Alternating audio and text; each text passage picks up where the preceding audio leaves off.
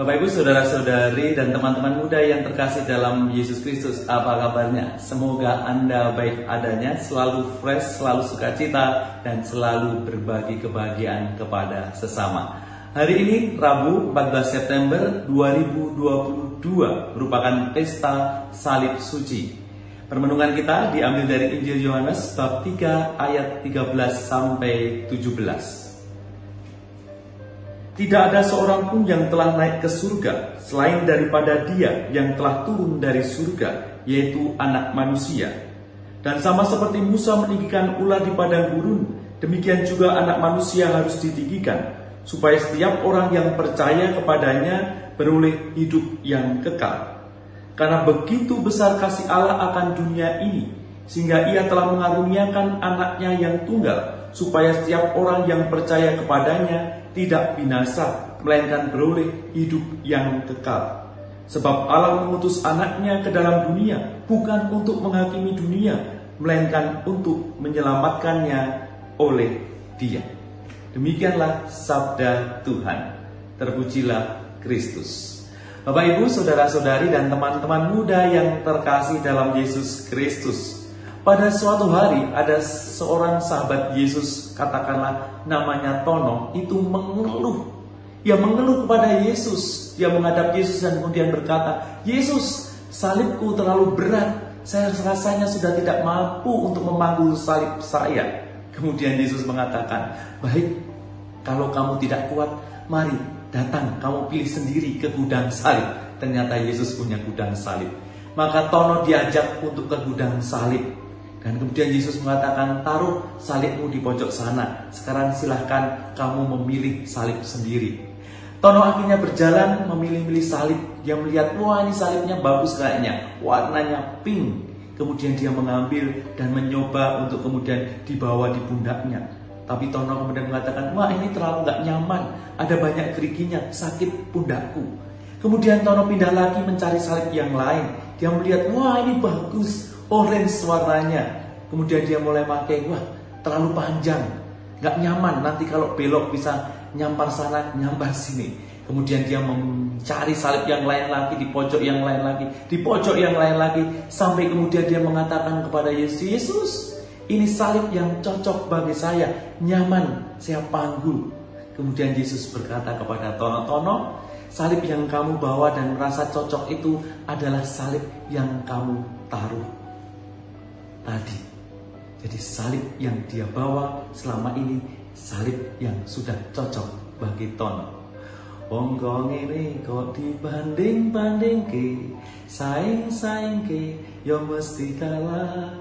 Tak oya-oyo ora mampu wong sak kuatku mencintaimu. Hidup kita itu seringkali gak fokus melihat dan pinginnya yang lain, karena kita merasa tidak terima dengan apa yang kita miliki. Syukuri apa yang kita miliki. Salib yang dibawa oleh Tono sudah pas, sudah cocok. Salib hidupmu sudah cocok untuk hidupmu. Hari ini menjadi pesta salib suci. Menarik kita bicara soal salib, bahwa hidup kita berjalan dengan salib. Salib yang pastinya sudah cocok dengan hidupmu. Dalam bacaan tadi kita katakan bahwa dan sama seperti Musa meninggikan ular di padang gurun, demikian juga Anak Manusia harus ditinggikan, supaya setiap orang yang percaya kepadanya beroleh hidup yang kekal. Musa diperintahkan oleh Allah untuk membuat ular tedung dan menaruhnya di sebuah tiang. Setiap orang yang dipakut ular tedung lalu melihat tedung buatan Musa yang ditaruh pada tiang akan tetap hidup. Maka kita juga diajak untuk melihat oleh Yohanes mereferensi peristiwa yang terjadi dalam Musa, untuk melihat pada tiang, melihat tiang salib, bahwa dengan melihat tiang salib kita akan juga diselamatkan, kita akan menerima keselamatan. Kenapa? Salib suci yang kita pandang itu menyelamatkan hidup kita. Karena dalam salib itulah ada sejuta hal yang kemudian membawa kita semakin dekat dengan Allah. Salib menggambarkan bagaimana Ia yang mengalahkan kematian. Yesus yang disalib membuktikan bahwa hidup kita itu tidak berhenti dengan kematian. tetapi kebangkitan kehidupan kekal. Salib menggambarkan adanya kehidupan baru. Kita diajak untuk selamat dengan kehidupan yang baru, hidup abadi bersama dengan Allah di surga.